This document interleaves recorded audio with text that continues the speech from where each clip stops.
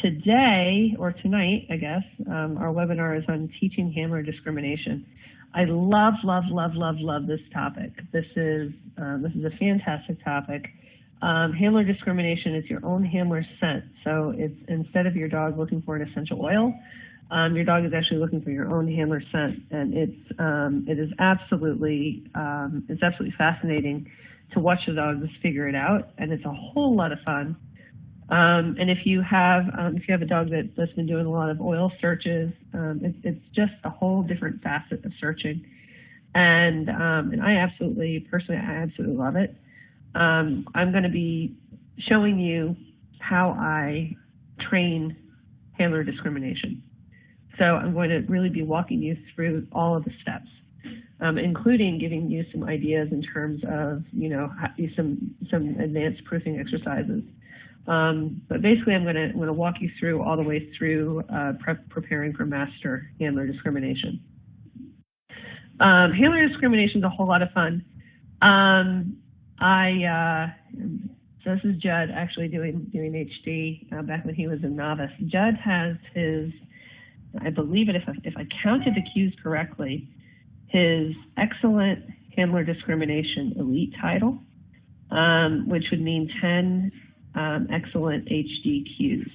So he's actually pretty good at this. He's pretty good at this. He started master, and we're just starting in master HD now. And then Brava, who is my 17-month-old, just finished her excellent HD title as well. So she is also at the master level.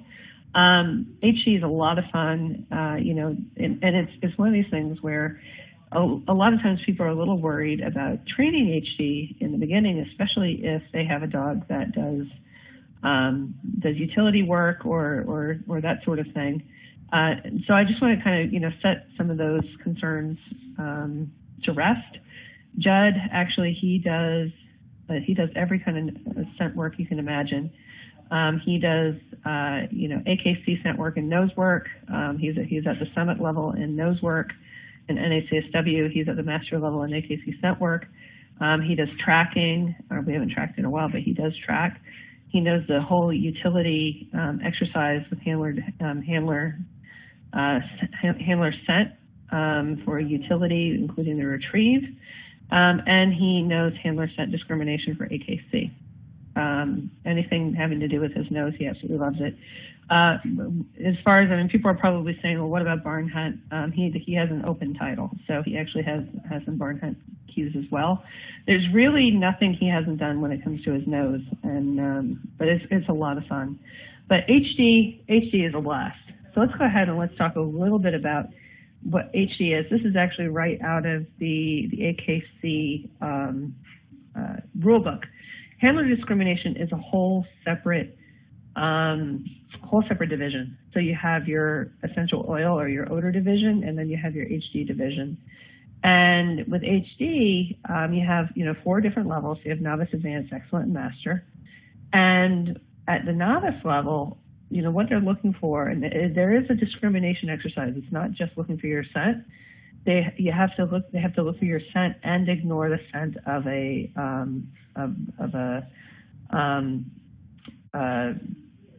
I'm losing control of the English language right now. Distraction. That's it. That's a distraction odor. So your distraction odor is another person. It's actually the judge's scent. So in novice, you're going to have 10 boxes, and you're going to have your cotton glove or sock in one box, and you're going to have the judge's cotton glove or sock in another box, and all the other boxes are going to be empty. And your dog has to pick the right box. And there's just one hide.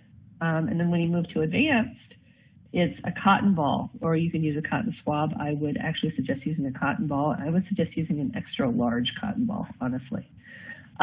So it's a cotton ball, and it's an interior search. And so it's just basically like, just like an interior search, but you're looking for a cotton ball as opposed to essential oil. At the excellent level, you have that cotton ball is then at the exterior, in an exterior search. So then you're looking outside for that cotton ball. And at the master level, you have two or three search areas, and you have a total of 3 cotton balls that they have to find. Let's see, 3 cotton balls that they have to find, and they have to find all 3, and you have a judge's sent out and the steward sent out. Let's see. Let me just make sure that this is weird. I'm trying to say, all right, hold on a second. Webinar information, that's what I'm looking for. I just have to do something really, really quickly. So we have a question from Stephanie. And the question from Stephanie is, let's see, you're asking about what is the difference between UKC and AKC? So at the UKC, for UKC handler discrimination, which I have to admit I haven't done yet. My dog is trained enough that he could definitely do it. Actually, both my dogs are. But with UKC, and please somebody correct me if I'm mistaken here, because I don't have as much experience with UKC. It's always gloves and boxes. So it has to do with, if I'm understanding this correctly, the fact that you might have additional distraction odors out. Those distraction odors are are other people's gloves. So there's probably not as much of a difference at the novice level. But at the above novice level, there is going to be quite a bit of a difference. And now, Stephanie, I know you're going to plan on trialing in UKC. What I can tell you is that if you go through the way I train this, because I actually train advanced before I train master. Advanced before I train novice. It will actually give your dog a lot more understanding about looking, and you'll be more successful in UKC. I think if you train it this way, if you train for AKC, because what we're going to do is we're going to leverage the dog's understanding, because all these dogs, they already know how to search for odor, right? They already understand how to search for essential oil, and all we're doing is, and I'll get into this in a moment, but all I do when I train this is I imprint on the odor, and then I teach them to search for it. And then we come back and we put it into boxes. And that really seems to work very, very well for people. So that's essentially what I do from a training perspective. But that is basically essentially the difference. Let's see. Oh, Mia's piping in, so that's excellent. So yes, UKC is in containers. At excellent, there will be 12 gloves, 1 in each box, sent by each individual handler. If there are not 12 handlers, or stewards or officials will send the remaining gloves and put them in boxes. That's basically, that was my understanding. So Linda says, why start with glove and box? Seems that a single article like NACSW would be better. Yeah, no, it's just the way it is. I actually think, Linda, I think, in my opinion, advanced handler discrimination is actually easier than novice handler discrimination. I think, honestly, novice handler discrimination is one of the harder levels, which is the reason why I train advanced first. And I train advanced first because the dogs can actually get their nose on the hide. The hard part with novice is that you have a sock or a glove and you have it in a box. So it's essentially inaccessible, right? So novice is actually a lot harder. So what I try to do is I train advanced first, and then when the dog understands the concept, I bring them back to novice, and it works really, really well there. So that's how I train. I train HD. I teach interiors before cementing containers. So if you follow these steps, your dog, you will actually be ready to trial in novice and advanced. Meaning you can get your novice title and quickly go into advanced. there are a lot of people that I see when I go to trials, and they're like, oh, I just got my novice HD title.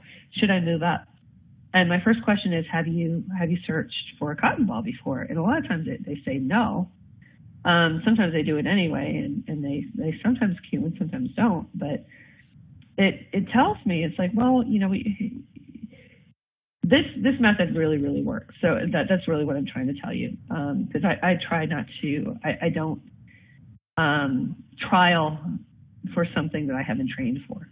But it definitely, this seems to work, really makes sense for the dog, and it really gets you prepared for novice and advanced at the same time. So let's talk about some considerations. So first of all, the scent cone for handler scent is very small. So if you're used to essential oil, you know, you're used to these big changes of behavior. You're used to these dogs, especially with, you know, if you're doing AKC scent, you know, there is AKC scent, and with essential oil, the scent cones are really big. HD is actually very small. Handler scent is very small. So Mia, your comment was you don't know. You've seen a few trials, but everyone got novice but advanced. They struggled. And they probably struggled because they hadn't prepared for it. Because advanced is actually easier. But if you prepare for it, they can get it. But otherwise, you know, they don't understand the concept of it. You know, the dogs, and this is what I'm talking about with this HD scent cone, this handler scent cone. With the scent cone being so small, if you take a dog who hasn't been prepared properly and you put them into an advanced search and they've never searched for a cotton ball and you haven't prepared them properly, what they're basically going to tell you is that the room is clear, because they're not going to understand and translate the fact that they're looking for a handler scent. And that's the whole reason why this method works, because what I do is I do an imprinting and then I take them systematically into searching interiors. But what I would suggest is, you know, I really suggest that you train before you try the advanced level. But scent cone itself is very small. So if you have a dog that's used to searching for oil, your dog's going to go out there and they're going to be a little confused in the beginning if you don't prepare them properly. Also consider this, which is actually, you can train handler scent discrimination at home. In fact, I do. I've trained all my dogs at home, and you know, my odor is everywhere. But what they're doing is they're learning how to look for that hot scent, and they understand, I'm looking for your scented cotton ball. And I'm really big on dogs understanding the concepts in order to be able to really be able to execute on them. So they understand the concept is a scented cotton ball. Now, if you just turn the dog loose in an area with your odor all over the place and you haven't prepared your dog properly, they're going to get very confused. So the other thing that I don't do, something that I do not do, is I do not pair handler scent with food. And here's the thing, it's because human scent is very light compared to food, and food is going to mask the odor. So food is going to overshadow, the scent of overshadowing, the food scent is going to overshadow human scent. So you're going to get a dog who's going to be thinking they're just looking for food. They're just not going to understand the fact that there's handler scent associated with it. So I did not do that. So I did not pair. I also did not pair handler scent with essential oil for the same reason. You know, there's a lot of people out there that are worried, well, you know, what if in a trial somebody cheats and they put a drop of birch on their, you know, on their glove or something like that. It's like, well, you know, yeah, they might get through that cue, but the dog doesn't understand it because then the dog thinks they're looking for oil. And not to mention, you know, cheating, like it really doesn't benefit anybody anyway. But I do not pair handler scent with essential oil. You'll end up with a dog who's confused and they really don't understand the fact that they're looking for human scent. The way that human scent actually works is that human scent particles are heavier than essential oil particles, and they're going to start to fall to the ground. So if you think about tracking, for instance, if you're tracking, you actually have these skin rafts, these scent rafts that come off of your body, right? And it's heavier than air, and it settles down to the ground. And it's one of the reasons why our dogs can track us. So if we have human scent and we scent a cotton ball, and, you know, we'll put it, to scent the cotton ball, I put it in my hand and I rub my hands together, and I call that's called hot scenting. So I hot scent that cotton ball. What I'm doing is actually I'm transferring really kind of, actually it's like skin particles and that sort of thing onto the cotton ball. And those particles are heavier than air. So what you're going to find is that your scent cones are going to work a little bit differently than what you might find with essential oil, because essential oil is a lot lighter compared to human scent particles. The other thing is that you always want to make sure that these hides are accessible. And now I know we've got a few judges that are on the list, which I'm really, really happy to see. You know, I see a couple of your names on there. It is so important that the dog be able to actually get their nose physically onto the hide. I did have, you know, I'm not going to, you know, I had one situation where I was trialing my dog, and when I found out what the hide was afterwards, I was like, well, no wonder she couldn't cue. She couldn't get her nose on the cotton ball. Because you have to remember, there's no, excuse me, there's no aging when it comes to handler scent and AKC. So because there's no aging, anything less than absolutely accessible is going to be very, very difficult for the dog to actually pass. Because again, that scent cone is so small. It's just so small. So inaccessible HD, sure, is it possible? Absolutely, but you know, aging is really critical in those cases. Because you have to keep in mind that there's little to no aging in competition. The other thing that you might want to do when preparing your dog is actually to maybe run them in different clothing.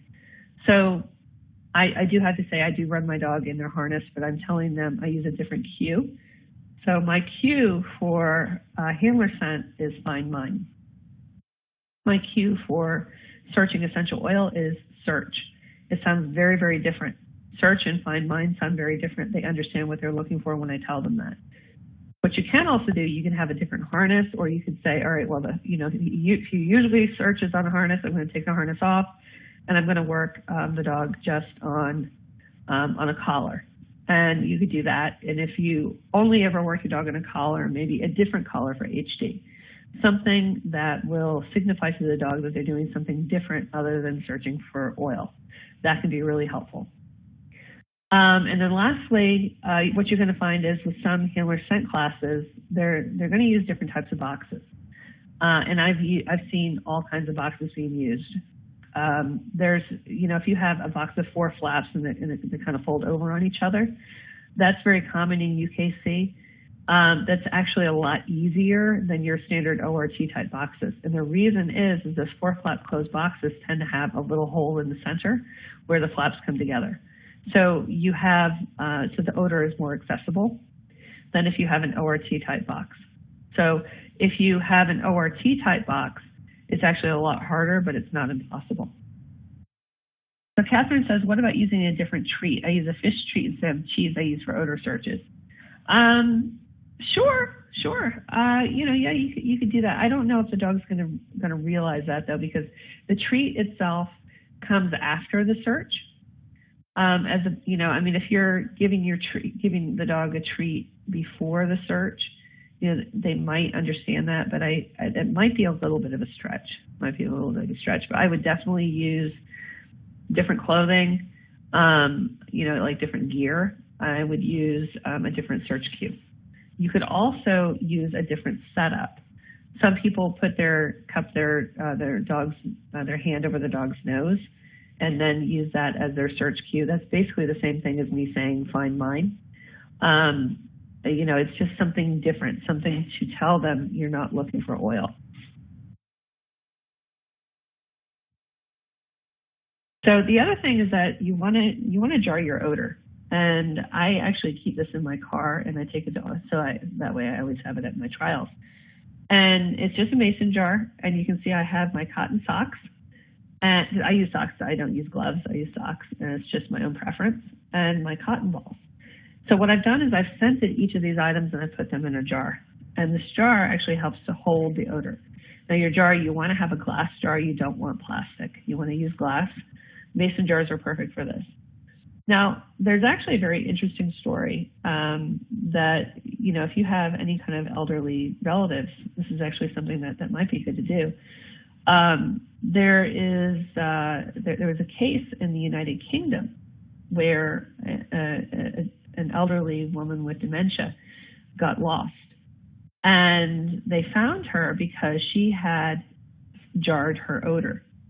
So they actually had a jar of her odor, and they were able to use that stored odor to be able to give scent to the search and rescue dog, and they were able to track her down with that scent.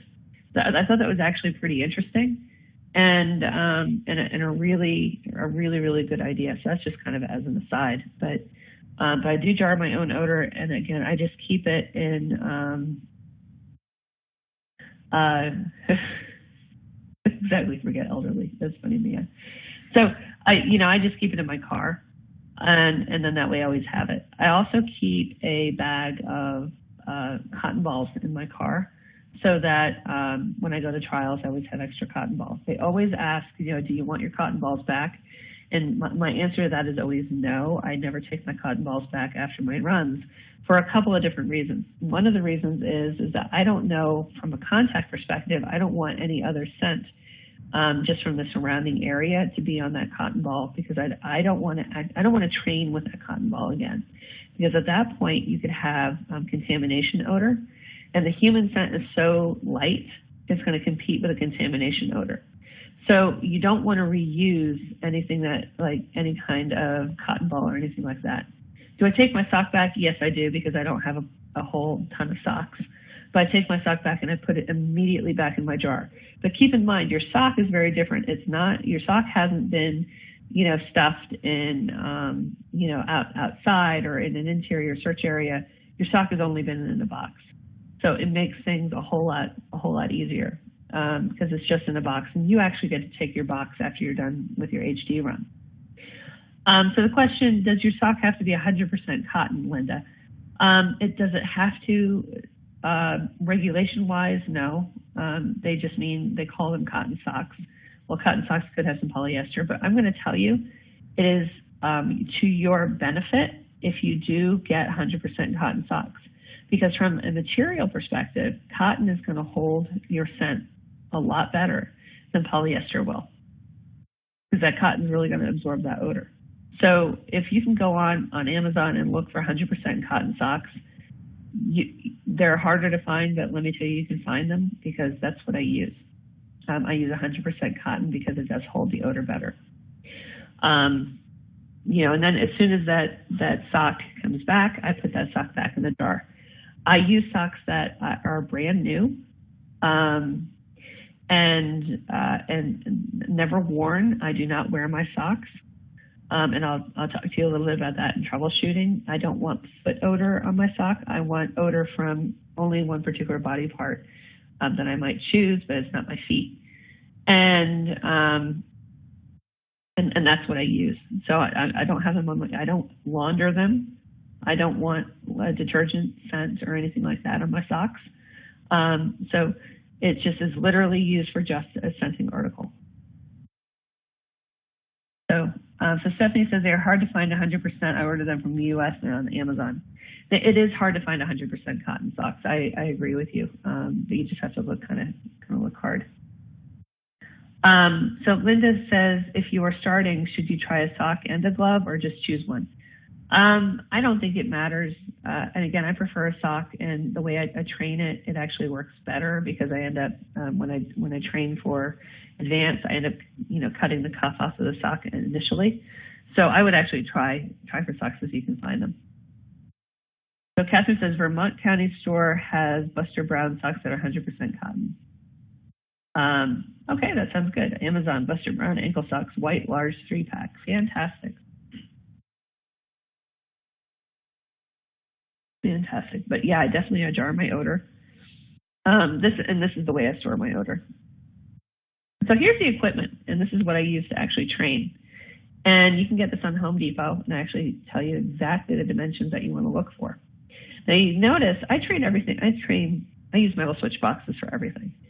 All kinds of stuff. I really train all kinds of stuff using metal switch boxes. It's actually the way I get dogs, as an aside, on odor to begin with. I use metal switch boxes, but I use them for handler scent. So what I get is a 4-inch metal switch box, which is the 4-inch square by 2 and an 8-inch deep. Now you can get these that are not as deep, but what you want the slightly deeper ones. And that's why I'm telling you 2 and an 8 inch. It's because we stuff our sock in there. That is $2.10 on Home Depot for that piece of metal. Then you want to get a 4-inch round mud ring. That's a 4-inch square fixture cover, raised 1/2 inch, and that's $1.15 on HomeDepot.com. Now, when you put these two together, you want to make sure that raised part on the mud ring points down and doesn't point up. So if you look at it together, so it's about $3.25 per piece. I buy at least 6. This is probably one of the most versatile pieces of nosework equipment you can ever find, and I absolutely love it. You can see how when you put this together, and it just fits together beautifully, they just screw together, super easy peasy, but that mud ring has to point down. Now, the interesting thing about this is that for some reason, dogs just love to put their noses in things, and it's really going to help you. It's really going to work out. But I buy at least 6 there. So what I do is I take the handler scented sock. So I take that sock and I rub it between my hands, and I rub it pretty well. And every time I go to do handler scent, I will rescent my scent article. And the reason is I want my dog looking for hot scent. I don't want my dog looking just for cold scent. So I rescent that article, especially in the initial training. So what I do is I just take that sock and I just stuff it in the hole. Now, the nice thing is that because of the mud ring, it doesn't fall out, okay?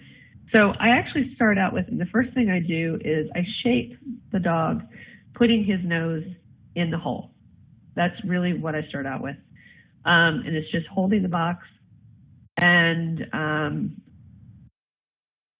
then the dog putting their nose in the box. So Mia says, why do you use a sock and not a cotton ball in the electrical box? Initially, and actually I'm going to show you why as soon as I turn it over. The sock takes up more space, and it's a slightly bigger odor target than your cotton ball. I ease into a cotton ball. I start off with a sock. The sock has there's a little bit more odor than what you're going to get with a cotton ball. And the other reason is as soon as the dog is used to putting their nose in the box, I actually turn the box over. And that's another reason to use a sock rather than a cotton ball in the electrical box. But what I want to point out to you is you see these holes on the back of this electrical box. This is meant for screws. However, it's just really, really nice for us because what that does is it makes this odor really available to the dog. Now, the other thing that it does, and the reason why I turn it over, is I don't want to necessarily have a dog that's just going to nose target or just target a cotton sock, right? I want them to be looking for odor. Now, if I have them just looking on all, and again, these dogs already are on essential oil, so they pick up on this rather quickly. But I want them to looking for the odor rather than looking for a sock. So I don't want them to think, oh, this is my new trick. I just go out and find a sock. No, I want them to find my odor. It's a slightly different nuance, and that's the reason why I turn it over. So I have a video here, and I'm going to actually go through a number of the different steps with Brava. And this is just a little bit of a demonstration video. And this is HD practice using switch boxes. This is about a 3-minute video. But you're going to see I'm going to have the metal switch box. I'm going to, and I am, so I want to preface this with I am handling these switch boxes. I'm handling them lightly. And it's okay if you handle it lightly because they're looking for the strongest source of scent. The strongest source of scent is that sock, okay? So I do handle them lightly, and that's okay, because you know what, if you're doing utility articles, you can still handle your utility articles, you just have to handle them lightly. It's the same idea. Let me go ahead and play this one.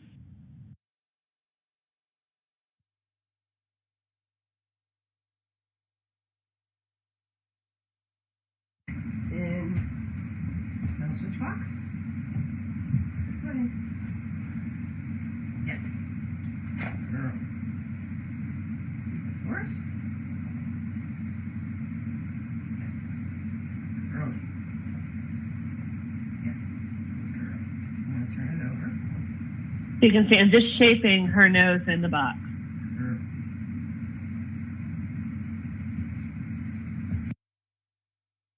So I just want to pause it really quickly. So you can see what I did was I was holding the box in my hand, and I had her shaping her, you know, and she already knew how to do this. So I was just demonstrating what it looks like with her putting her nose in the box. And then what I did is now I'm taking the box and I put the box on the ground. So now I want to show that she can put her nose in the box on the ground, and then you're going to see that I'm going to flip it over. Yes. Girl.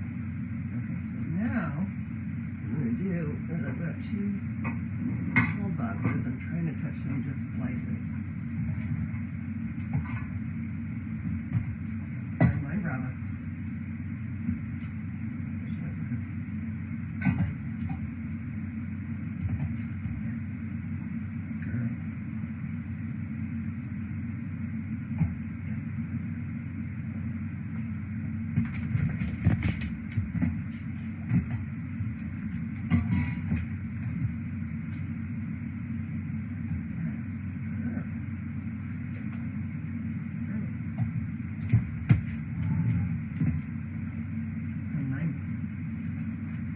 Yes. So I'm just pausing it again really quickly. So now you can see I'm just kind of tossing a cookie just to reset her, and I'm moving the boxes around. So the boxes are all turned over. So she can't visually target the sock. She has to go for odor. Okay, so this is where we're imprinting. You know, you start with the nose in the box, you turn it over, and then you start working the holes on the outside of the box. And then you start just doing the shell game. She understands odor already. Remember, she's a nose work dog, right? So they pick up on this very, very quickly. So we have a question here. It says, Kenzie has a tendency to lie down with low articles. Should I worry about that? Absolutely not. This is not about the indication. This is just about, you know, whether or not the dog is recognizing the odor. As you can see, Brava's actually doing a freeze alert. Now, interestingly, she doesn't freeze alert when she searches, but she's giving me a freeze alert here. And you know what? That's okay. That's okay. And so there's another question that says, when do you use a bridge, a yes or a good, and when do you just treat? I actually am always, you can't hear it on the video, I am always giving her a bridge. I usually say, yes, good girl, or something like that. But I am using a marker every time I do this. You just may not be able to hear it on the video, but I always use a marker. I always use a marker in all of my trialing.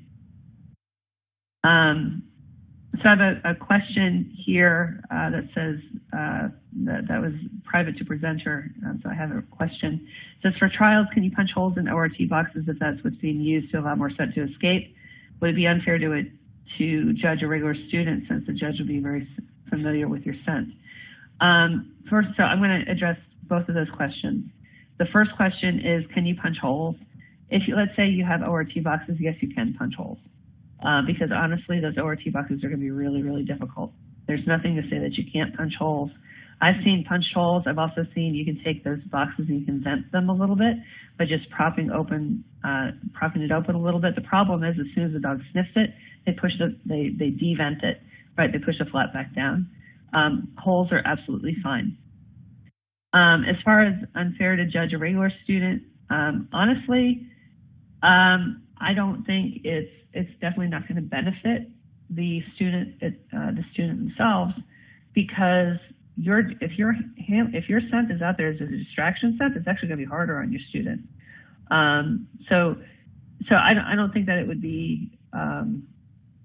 There's definitely not an unfair advantage. Would it be harder on the student? Yeah, it probably could be, but you know, that's something that you need to train through.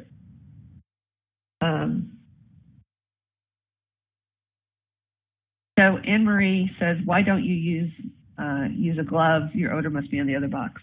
Yeah, I know I'm using very, I'm touching the boxes very lightly.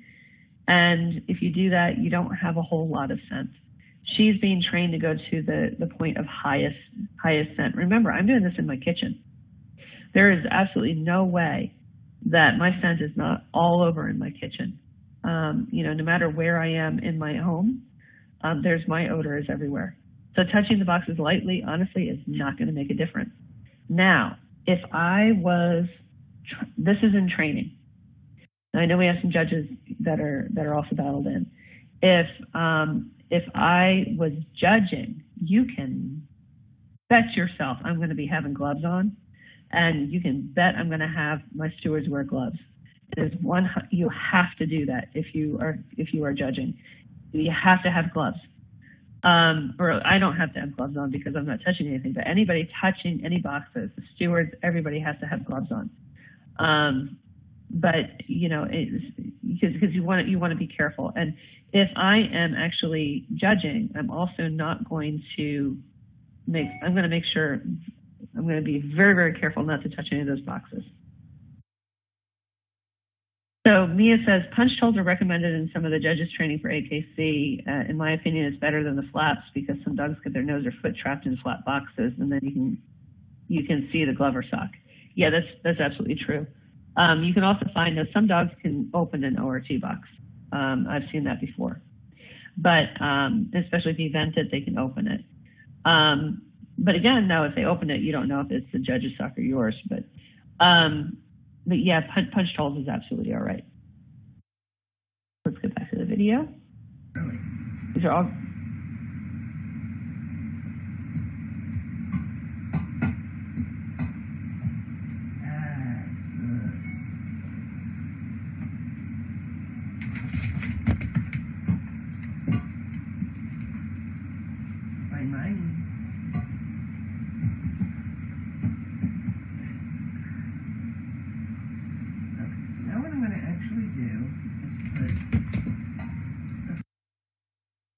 Okay, so that's a main point of the video. What I'm going to show you, the rest of this video, I was actually demonstrating a lot of distraction on the counter. That distraction's name is Marmalade, and he is definitely a distraction. He is a distraction in the truest sense of the word. So what I'm going to show you, I actually have a sock of a friend of mine that I'm going to stuff into one of the boxes. And I'm going to lightly handle that sock only because I was in a rush. I should have, if you're handling, you want to be very careful handling a distraction odor. So this is a case of I would suggest having a glove or being very, very careful handling a distraction sock. But that's what I'm going to show you here. This is not, you could start doing, and this is how I introduce a distraction odor actually, is I get somebody else's sock and I put another sock in one of the cold boxes. Where's my sock? Here, just touching the light. Find mine, Robin. Yes.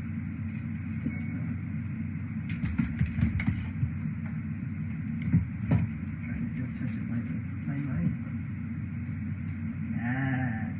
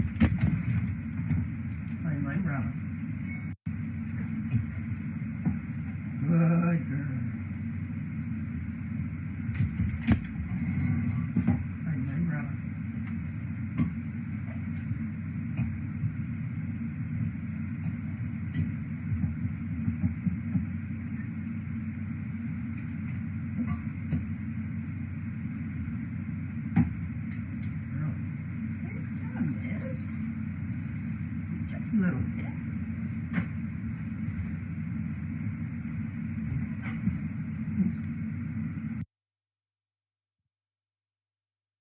Okay, so it's a little bit of a short demonstration.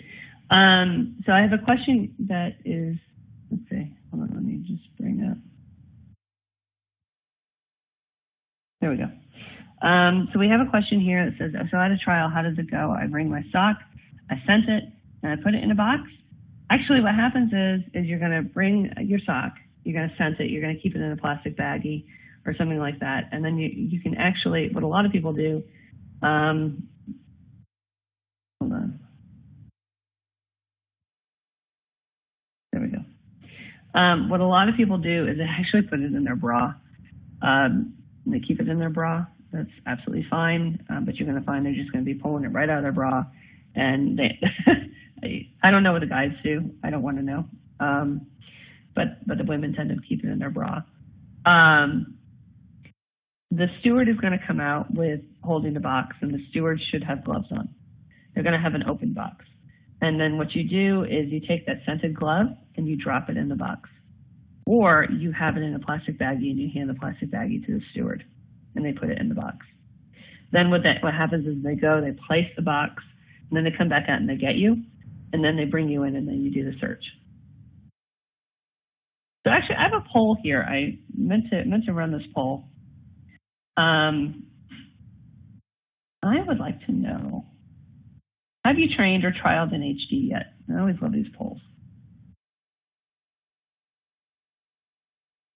Have you trained? Trained, yes. No, but you're excited to. Yes, you've trained and trialed. Yes, you've trained, you haven't trialed. I was just curious. I just wanted to kind of see where everybody was. Okay, so it looks like we have about half the people online are, haven't trained or trialed yet. They're excited to do it. We've got some people, approximately 35%, have trained and trialed. And then we have about 8% that they've trained and not yet trialed. Fantastic.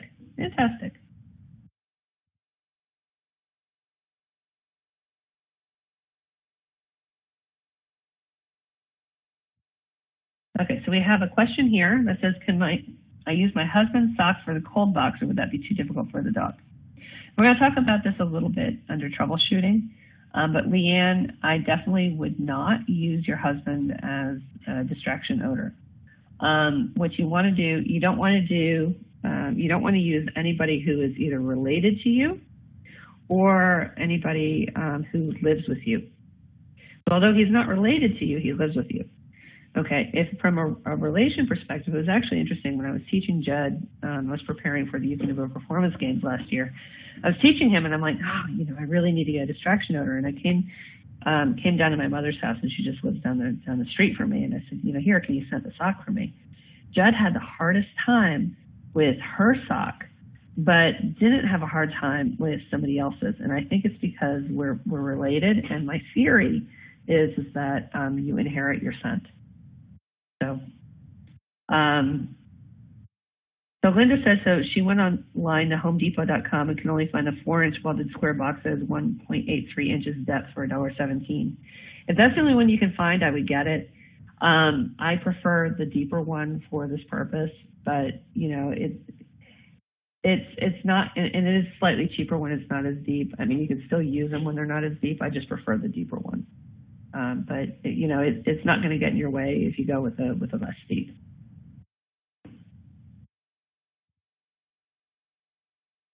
Okay, but that's a good question. So that's how I started. Wait for the next slide. So the next step. So now that's as far as I go with boxes in the beginning. I don't do containers. I don't go to containers at this point. Now, if I was just to train just novice, I'd be going to the containers. However, I would prefer to then work on the concept of searching for my scent. This helps to solidify the imprint of the odor. They already understand, how to search, right? And they, and by imprinting on the switch box, now we start to move over to searching the interior. So Wendy has a question and says, you use the same switch box for the odor all the time, once hot, always hot. Yes, actually, I use, for my box, I use that same box all the time. Yeah. So Peggy says, Linda, if there's a Home Depot near you, take a picture of what Stacy put up to take it to the store. The item she has is listed as normally is in stock and are used continuously by contractors. Picked up 6 each the other day. Yeah.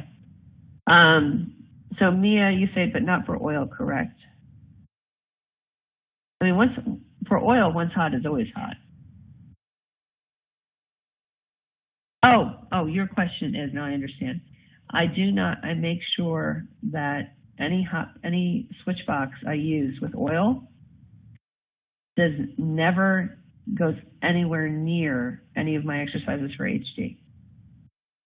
You absolutely do not use anything that's touched oil anytime you're training with HD, because your dog is going to automatically default to oil, and it is going to ignore handler scent. Hopefully that makes sense. So the next step here is you take your sock, and this is the reason why I suggest a sock and not a glove. It's just easier with a sock. And I take that sock and I cut the cuff off. So it's bigger than a cotton ball, but it's not yet a cotton ball, but it's smaller than a sock. And I take that cuff and I hide it in plain sight, meaning I'm going to hide it, but I'm going to make it so that it's pretty visible. This way, I'm giving the dog a visual target. Remember, dogs hunt with their nose and their eyes. All dogs hunt with their nose and their eyes, and some dogs will do more of one or more of the other, but not, dogs don't search with just their noses. So I just hide it in plain sight, and I tell the dog, find mine, and they learn very, very quickly to find the cuff of that sock. So then I start hiding the cuff of that sock a little bit more each time, so that's more and more hidden. Then I just transition to a cotton ball. And again, keeping everything accessible. But that's how I go from a sock to a cotton ball. I just literally cut the cuff off of the sock. This is going to be a video of Judd. This is actually Judd's first time doing an interior. And what you're going to see, and what I like about this video, is that it really shows how small that scent cone is. Because what you're going to see is a dog who actually has to really detail the area in order to find that cotton ball. And that's what I want to show you here.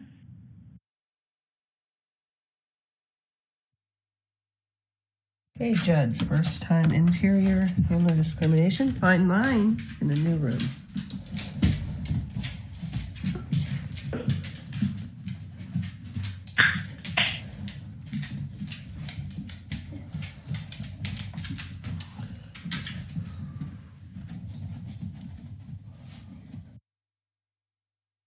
I'm just pausing it really quickly because I want to show you where that hide is.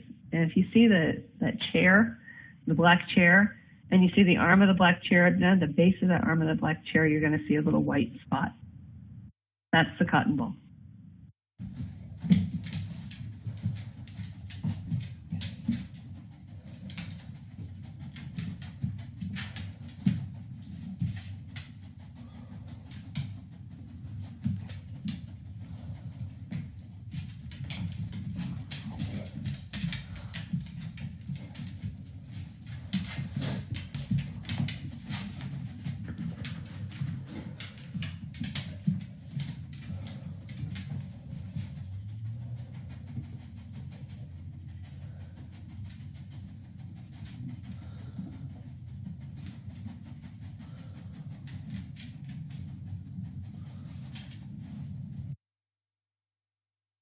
So I just want to pause it again. Did you see how close he was to that cotton ball and he didn't catch it? That's what I'm saying. The scent cone is that small. Now he's going to go back and he's going to find it, But he was all over that area. He was probably catching a little bit of odor, but not enough to source anything. He was definitely searching, but that scent cone is so, so small.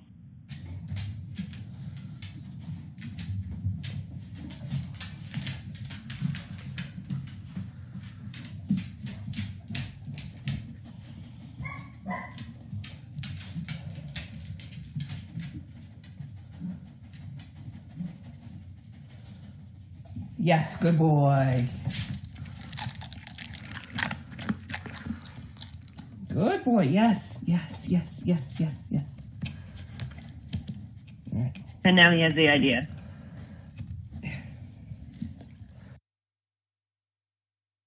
Now he has the idea. So we have, let's see, there's a question that says, how long before you ran after you hit it? I did not age it. I didn't age it at all. And again, in competition, they don't age it. So I wasn't working on aged odor. But good question. Let's see.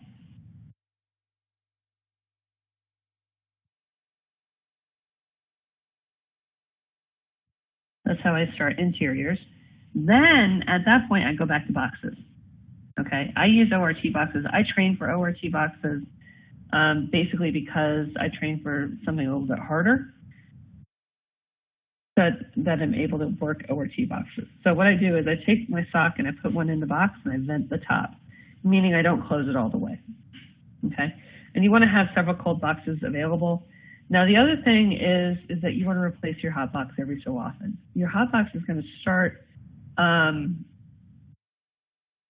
it's going to start getting, some dog slobber on it and everything. You want to make sure that your dog isn't targeting his own smell on the box, which is the reason why when you're training this, you want to replace your hot box every so often. So Anne Marie says there was no odor from you in the room. No, there was plenty of odor from me in the room. That's one of the rooms in my house. But again, he's looking for the highest concentration of my odor, if that makes sense. And you really can train this at home. You really, really can. You can practice it at home. Because again, they're looking for that highest concentration of odor. So once I take that box, once that box is fully closed, I introduce a distraction odor. So then I have a sock from that somebody else has scented for me.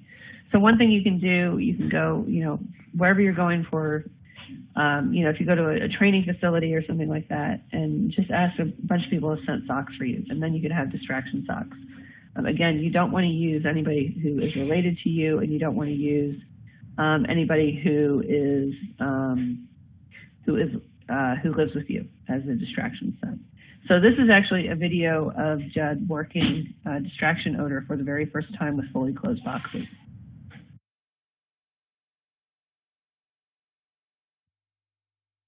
Okay, this is going to be Judd doing fully closed. This box that looks a little stomped actually has odor from somebody else in there. This box with a little X on it is my scent. So let's see how he does. Find mine, Judd.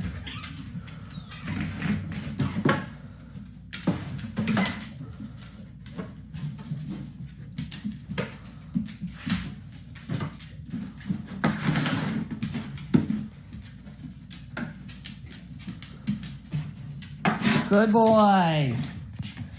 Good boy. Good boy.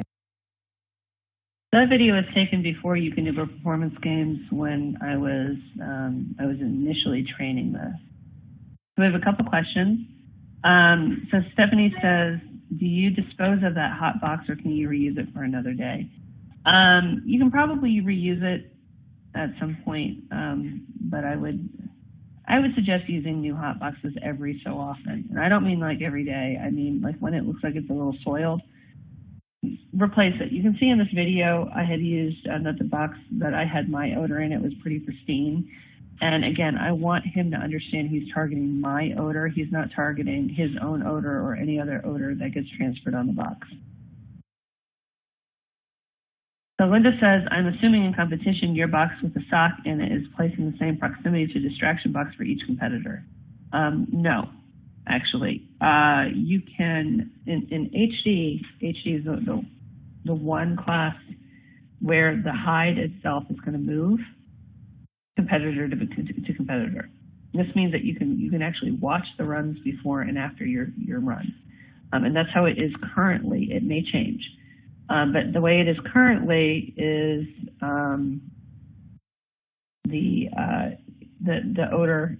Your search is going to be a little bit different than the other competitors. So Margaret says, what's the reason foot odor, regular sock odor is undesirable? Because your foot odor, if you ever, and you can actually try this at home. It's kind of gross, but you can try it at home. After you sweat on your sock, take your sock off and smell it. It's going to smell like feet. Now, if you are sweaty and your shirt is sweaty, this is really disgusting, but smell your shirt. It's going to smell different. It's not going to smell like feet. I don't want my dogs looking for foot odor. I want my dog looking for my odor. Okay?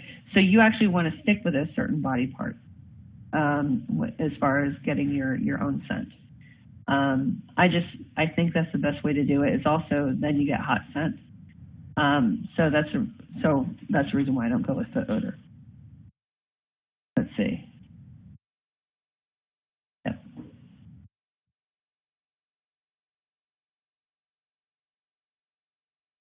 Let's see. Troubleshooting novice and advanced. So again, we mentioned try not to use a distraction odor of anyone related to you or living with you. We mentioned that. Be aware of perfume, deodorant, soap, etc. that might be new or novel to you. Okay, so I would not be doing handler scent if I was wearing perfume. I definitely would not wear perfume. Be aware of if you're wearing deodorant, you don't want to use your armpits, right, to scent your article. Also be aware of soap. If you're using a new kind of soap.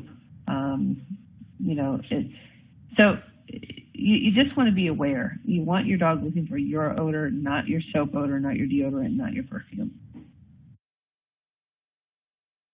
Is an audience question. Okay, so I'll come back to this. Could you have gone in faster to reward so you don't get the pawing and training, or it's just a positive indication?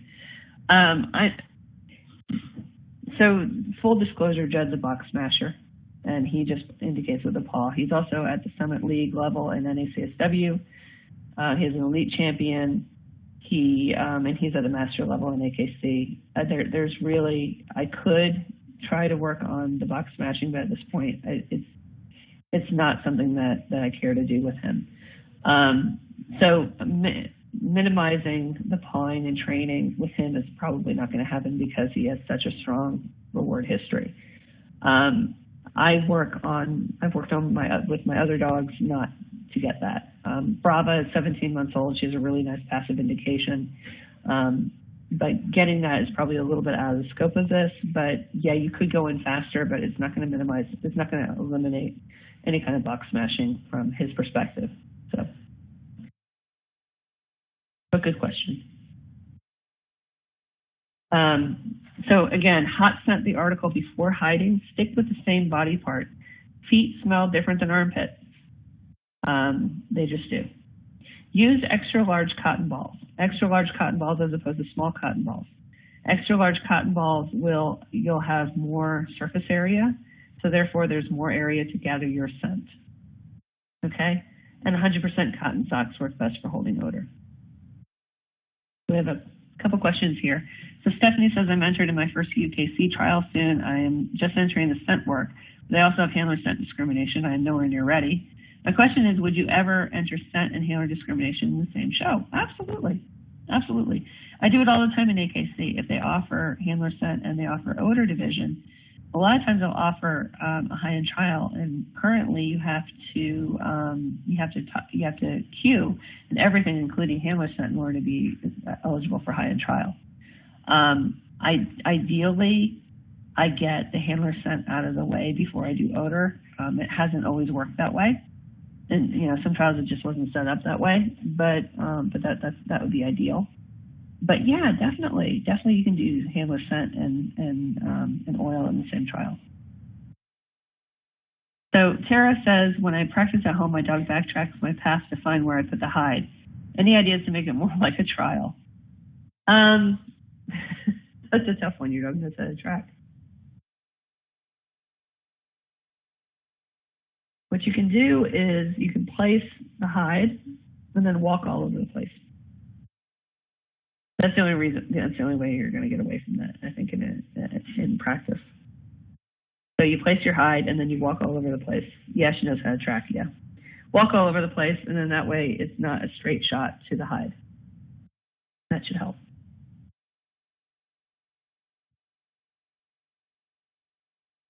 So now I'm going to show you. This is actually a video of Brava doing HD novice, and in HD novice, this. I just wanted to show you what this looks like. Now, this is very tough because coming in, we had to do 3 back-to-back classes.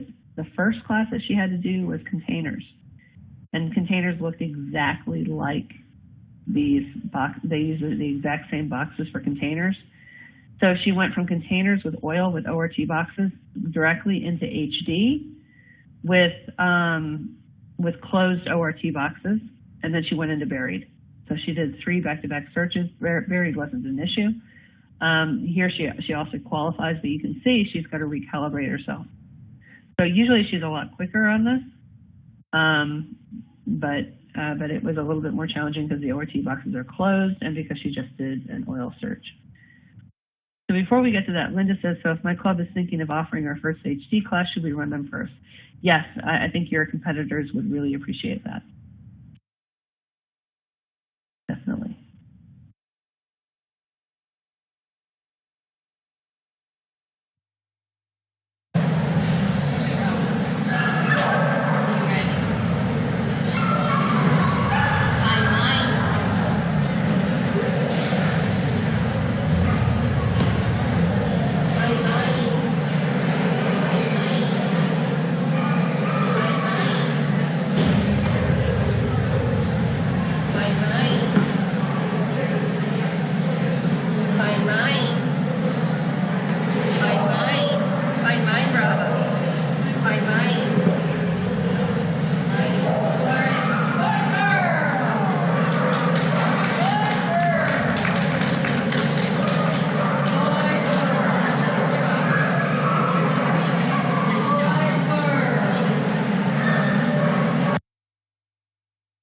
Okay. So I don't typically re-cue my dog that much, but because she had just done an oil search, I did want to remind her what she was doing out there. Now you'll notice, well, first of all, she comes in on her hind legs. That's just her. But the other thing is that when you're done, you take your box with you, because your box is your box. When you're doing handler discrimination, the box that you put that your stock goes in, they can't use that box for another person. So you now own a new box, and you take that box with you. Obviously, in containers, that's not going to happen, but in HD, it does. So now let's move on to, let me know if you have any questions on novice or advanced, because I want to move into excellent. With excellent, training for excellent HD is basically taking the outside. So Linda says, so Quinn is 4.5 months old.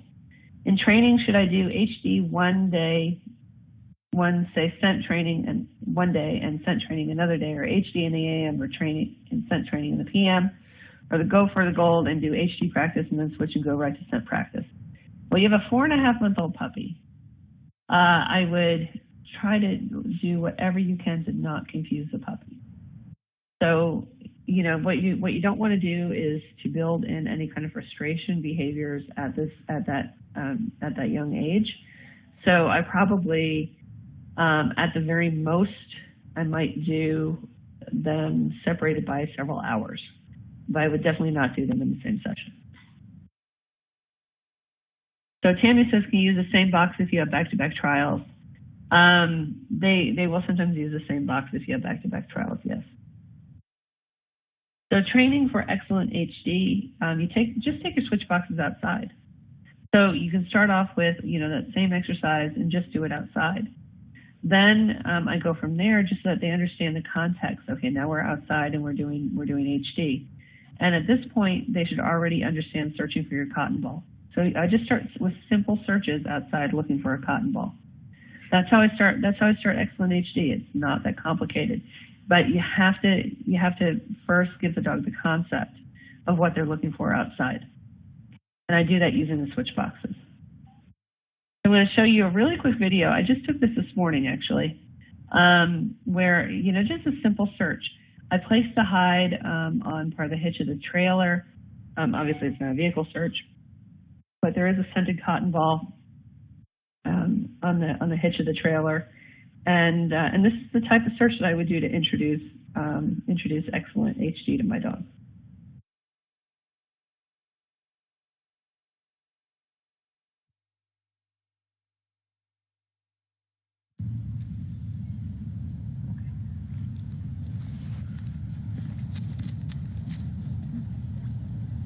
Find mine.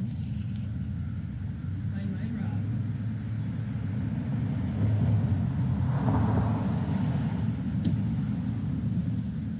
Find mine. Yes, good girl. Good girl.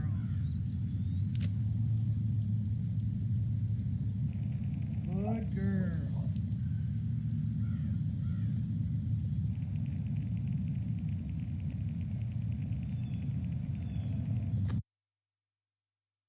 That's literally how I would train for Excellent HD. And the other thing is, yes, you can do nose work in a skirt. I did it this morning. Okay. So now I want to move back to and just highlight Excellent and Master HD. So Excellent, again, it's outside. You're going to have one non-food distraction, so it could be a toy distraction or something like that. Your search area size is going to be 400 to 600 square feet. You see the search area that I just did was probably 8 by 8, and so which gives you only 64 square feet, I guess. That was literally just to train and introduce the concept. Once my dog has trained and introduced to the concept, it's pretty easy to move to a 400 to 600 square foot search area for Excellent. But start little. Then when you move to Master, again, you're going to have at least 2 different search areas or search environments. You could have, boxes in one. You could have exterior in the other. You could have a combination interior, exterior. You have 2 interiors. You could have 2 exteriors. And again, you're looking for the number of cotton balls. Or you're looking for 3 cotton balls. There's also 1 judge's cotton ball out there and 1 steward's cotton ball. And you're going to have distractions, 1 or 2 distractions, which could be non-food, food. Yes, you could have a food distraction out there. Visual, auditory, human, or mimic. And a total of 300 to 800 square feet total. Now, let's talk about Master a little bit. So you can have different elements, right? One of the areas, let's say you have 2 search areas. If you have 2 search areas, one area is going to have 2 cotton balls, one area will have 1. There are 2 finished calls with 2 separate times.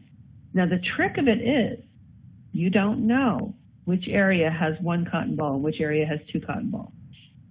This is where it starts getting really tricky.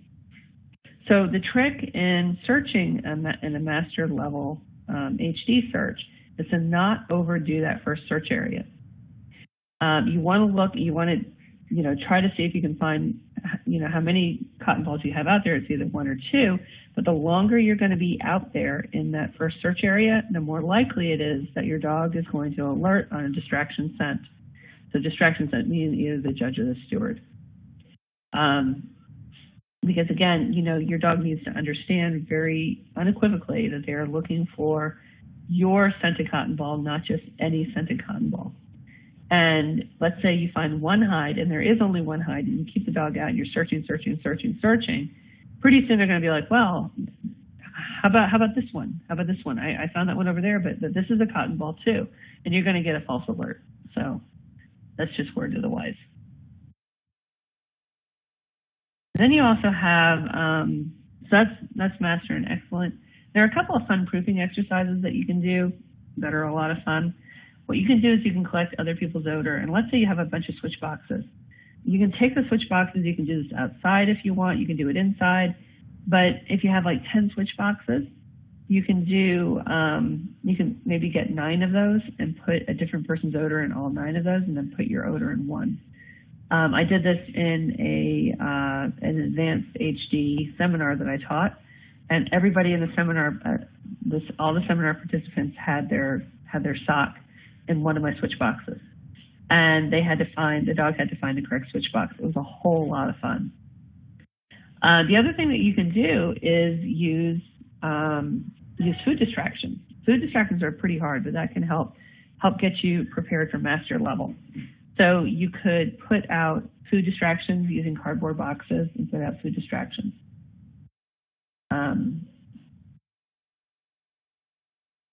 So we have a comment here that says if people are looking for switch boxes, they should search for a 2-inch gang metal box. Okay.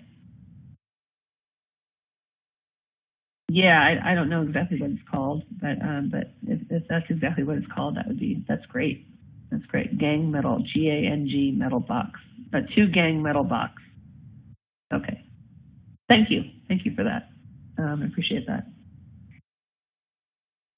That's the content that I have today. What other questions do you guys have? Hopefully this has been really helpful. What I wanted to do is to get everybody off on the right foot, understand what HD is about, understand how to train HD, and understand how to train and start getting into the higher levels. So Linda says, general question. I'm entered in my first AKC trial in novice, not HD in the trial. 1 judge, 2 trials per day, trials run concurrently. How does that work? If the trials run concurrently, what you're going to do is it's not going to be, for instance, trial 1 in the morning, trial 2 in the afternoon. You're going to end up doing back-to-back searches. So let's say it's containers. You're going to end up doing trial 1 container and then go immediately to trial 2 container. And you might have, so 1 judge, so it's 1 judge, 2 trials per day. Okay, so that's what you're going to do. You're going to be doing back-to-back. So you're probably going to do all of containers, get both trials done, and then do all of interiors or what have you. But that's how that's going to work. What other questions do you guys have? What is the best body part to use? Catherine, this is going to sound gross. I use areas that sweat. So wherever you sweat, that's a good body part.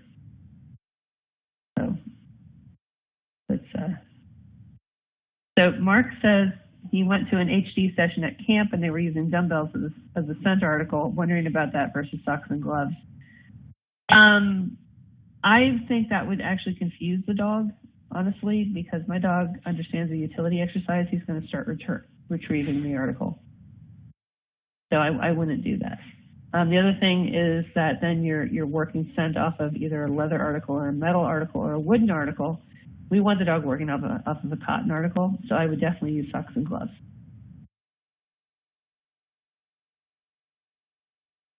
So Connie says, Zeus is perfect in training, acts like he doesn't know why he's there at a trial, and his suggestions of how to get him focused. The nice part about handler scent, Connie, is that you can warm up your dog on your own odor. So what you can actually do, you can have your sock, you can do a little it's your choice with your sock. You could do that. You can actually practice because obviously you can't bring oil on site, but you've got your own scent, right? You've got your own body parts. I would probably do a little bit of a warm up with him. Some people take their sock and they tug with their sock before they go in. There's some people do that with the sock. Some people just kind of nose target the sock before they go in. That you might want to try that. So Tammy says, in a training class, would you have a separate switch box for each person rather than reusing them? Yes, I would. Everybody would have their own switch box. I call it, when I teach this in a classroom environment, I call it BYOBO, bring your own body odor. And it's BYOBOB, BYO Bob, bring your own body odor box. So I think everybody should have their own switch box.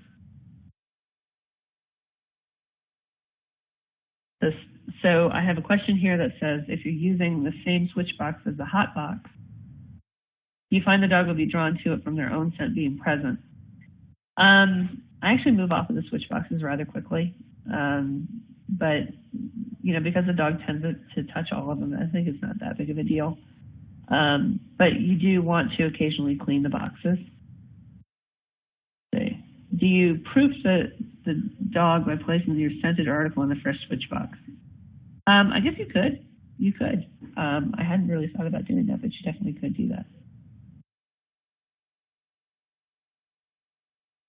So Margaret says, how would It's Your Choice apply to a sock? I did not quite follow that.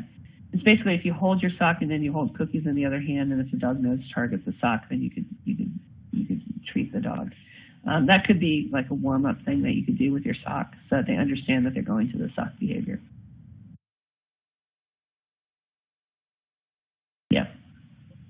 That's all the questions. So Mia has a question. If you let your dog tug the item, I wonder if the dog is searching for his own scent rather than mine. I don't personally tug with it. I was just trying to come up with some ideas in terms of teaching the dog of what they're going for. But I know some people do actually do it because they're trying to build some drive for it. I don't personally do it, and it is possible that they're going to smell their own scent on there. That is true. That is very true. So Carla says, Frankel can nail his HD runs at home. For the trials he hits on the first box he gets, whether it be the judge or myself, should I start back from the very beginning? I have not used the switch boxes. I was using Tupperware with holes in the lid. It sounds like, Carla, I think I would actually work a lot on your advanced level searches.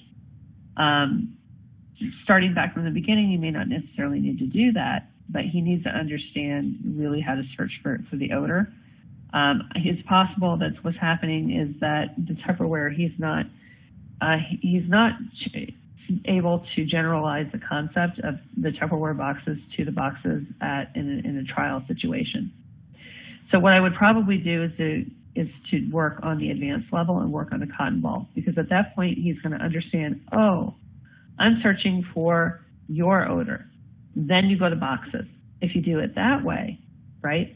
Then your dog, you've cemented the fact that the dog is searching, because Frankel already knows how to search. I've seen Frankel search. He's a beautiful searching dog. So if you can get him searching for your odor, searching for it in a box becomes very easy. It's just a matter of flipping it, and it does work that well. Does that make sense, Carla?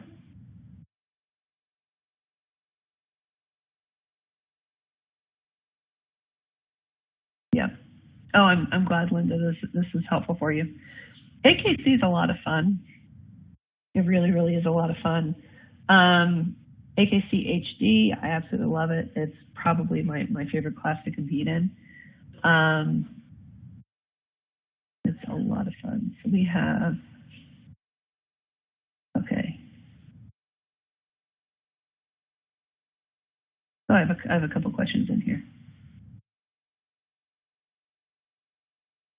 Oh, wow. All right, we'll go through all of these. I didn't see these before. So is there a reason that you shouldn't train novice and advanced outside? It's just harder. I guess you could. There's no rule against it. It's just harder. Your scent cone is going to blow away a lot more easily outside than it will inside, just because of the pressure differentials and wind and that sort of thing. So I would probably train it indoors and then work outside. But that's the reason why I probably wouldn't do it. I mean, will your dog still be successful? Probably. But I would rather not have the added issue with the wind, because again, the scent cones for handler scent are very small. So once you add the wind in there, they have to really detail it in order to find the hide.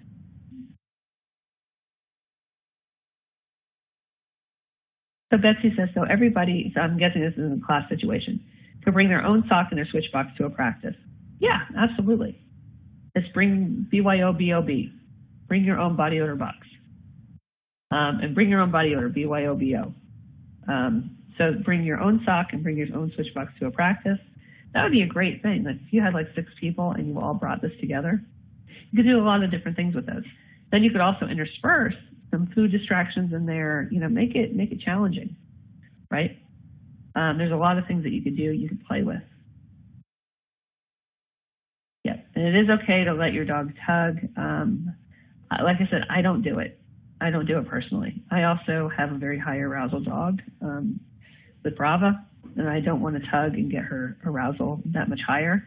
I would rather, if anything, have her touch the nose to the article before I go in. But that's the max I would do. I would just make sure that my dog really understands the concept of what she's doing and the concept of what she's doing in a new area before I trial the dog. I think that would be ideal. Okay, can you show a picture of the switch boxes again, or will we have access to the pics later? I will definitely show you the picture of the switch boxes again. We will go right back to that. Carla, and the other thing is that you will get a recording of this entire webinar, and then it's on the recording. So I will definitely show you that in just a moment. So Betsy says, would you put the switch box in a flat box? Nope, I would just put the sock in there. Just put the sock in the flat box. You don't need to put the switch box in there. The switch box is kind of a bridge to the boxes, bridge to containers. I use the switch boxes for a number of reasons. One of the reasons why I use it is they are very durable. They're not going to get stomped. It's the reason why that's how I start dogs on odor, so that it eliminates box stomping issues. So I use it for that, but I also use it for HD because it's very airy and open, and it doesn't look like a container. Again, I don't want to encourage any kind of box antics. So let me go back and show you guys that. Right. The switch boxes.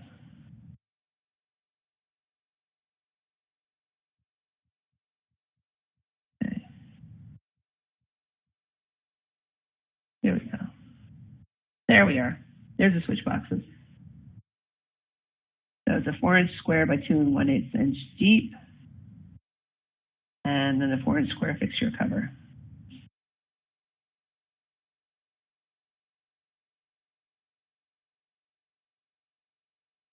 So I have a question that says, now that you compete at a higher level, do you still use your switch boxes with those dogs? No, I don't. It was just to imprint the odor. They really don't need it. After you get through novice and advanced, to get your dog outside and working, you can use the switch boxes again, but after that, you really don't need them. At that point, I'm just working the cotton balls. That's a really good question.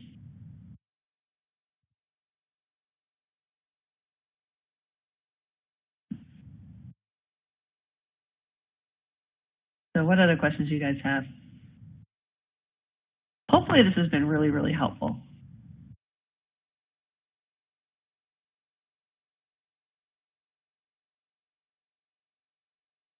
Oh, good. Fantastic. Are you guys feeling a little bit more prepared, hopefully, for the HD class?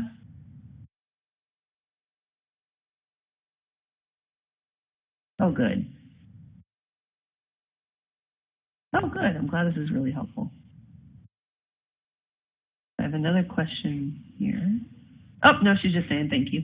Very good.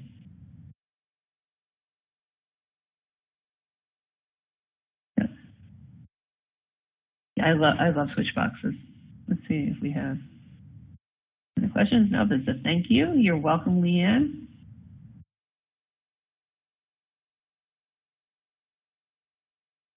So Annie says, very helpful. She's been afraid to start as she didn't want to confuse oils. Flint is more than ready to start this, Annie. Flint the super dog, Flint the super pharaoh dog. He's a super pharaoh.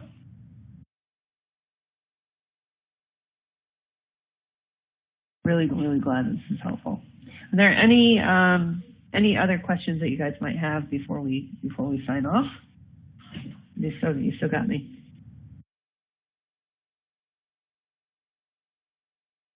We have, it looks like some of you folks also teach HD, which is really great. And I know some of you are judges. That's also awesome. So Peggy says, another fantastic webinar. Thanks, Stacey, and have more fun than imaginable in Sweden. Come home for bail money if needed. Ha, ha, ha. Bail money. Or call home for bail money. No bail money needed. Hopefully I won't get into trouble overseas. That would be bad. Yeah, so there is no webinar next week, and the reason is I'm in Sweden. In Sweden doing nose work. I can't wait. Can't wait. Get to teach over in Sweden. Really, I'm looking forward to meeting a great group of people. I've got 4 days of training, 4 days of teaching, and a lecture. So I'm looking forward to it. And then we'll resume the webinars the following week on the 25th. And yeah, that's right. Carla, Sweden, then Tahoe.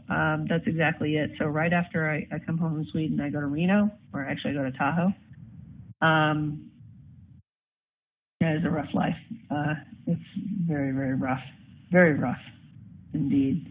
Let me look and see what our next webinar is going to be, so I can give you guys an idea of what we're doing. I think it's on the 25th, if I'm not mistaken. And looking at my manage events real quick. So yes, it's going to be a good one. September 25th, when to call finish. That's going to be a good one. When to call finish. So our next webinar is September 25th, and it's on when to call finish. I think it's going to be absolutely a really, really good one. It's, how do you know when to call finish? So this is going to be good for unknown number of HUDs. So thank you guys for a really great webinar. I really had a lot of fun sharing with you how I teach handler discrimination. Hopefully you got a lot out of this, and hopefully it will get you out there doing the class. It's a really fun class. I can't emphasize that enough. And your dogs are going to, even like your really advanced dogs are going to be all of a sudden like, oh, this is fun, this is new. And they're really going to get into it. So have a great night, everybody. And I will chat with you all later. Oh, before you go, don't forget, I will send you the webinar link for the recording right after it processes. So have a great night. Now we're going to get off the phone. So have a great night, and you guys are awesome.